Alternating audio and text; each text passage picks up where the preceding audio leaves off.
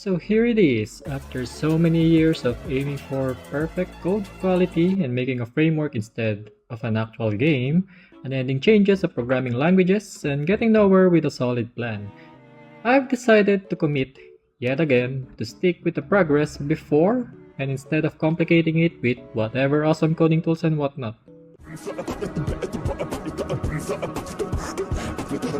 Just a bit of context, this was the state of the game from the year 2022. A prototype with a lot of features already done, using Lua preprocess and Love framework. Yes, the framework that Balatro uses. And this was the second iteration, using Lua and Love framework. Then this was the third iteration using Golang and Epic Engine. Now back to the original Love framework. This time, I just used the generated Lua from Lua 2P or Lua preprocess codes and applied Lua check to apply formatting.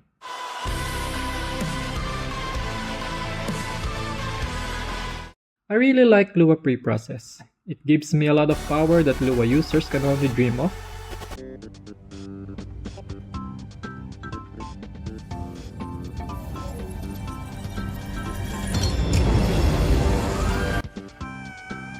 Like code inlining and basically pre-processing.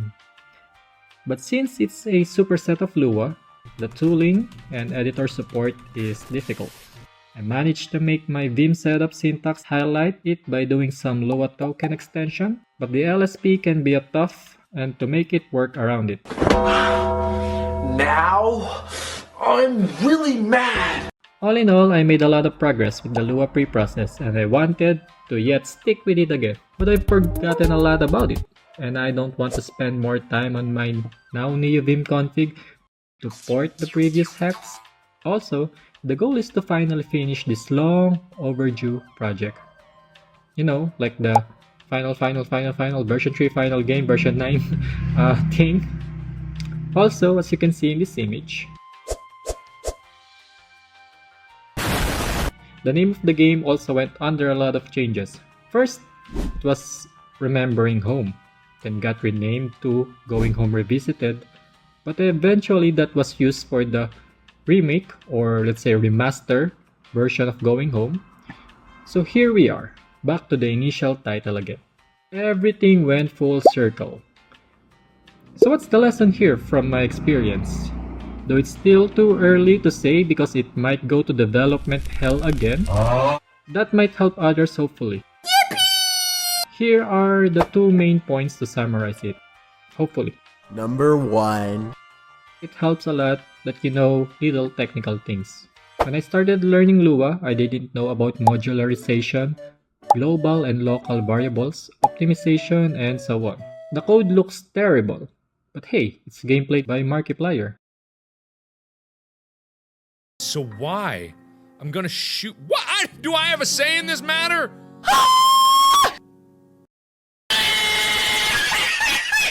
The moment I learned how to draw a sprite and make it move, I immediately started to code the game without any clear goal at all. Ironically. Now that I learned about a lot of things, I get into the cycle of code must be perfect and reusable and modular and whatever. Focus on the goals, minimize the scopes. When I started developing the game, I wanted to be the next big thing, relative to the success of my first game. I want everything to be cool, both in features and in technical aspects, to the point that I implemented a lot of systems that do not necessarily contribute to the gameplay. A lot has been on the, oh, cool factor, like the following.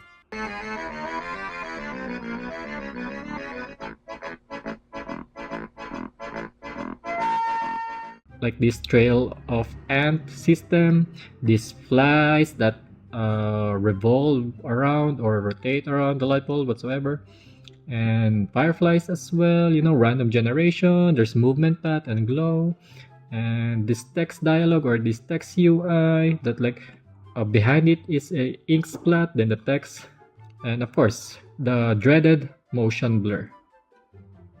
Of course, also the settings, you know, when you see AAA games, they have this low, medium, high graphic settings and as well as key mapping, which is overkill for my project. Randomizing things in the room, like the items shuffle around, like the school, something exorcism thing. Of course, the fog as well, Silent Hill.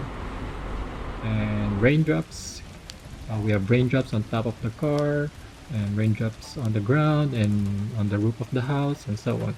So it aiming for realism, basically. And of course, inventory system. We also have the note system, like the Resident Evil thing, like you collect notes and you can read it anytime you want, and so on. And of course, flashlight position. You have to sync it with player animation, like the head bobbing. When the body is moving up or down, the flashlight source point should match that.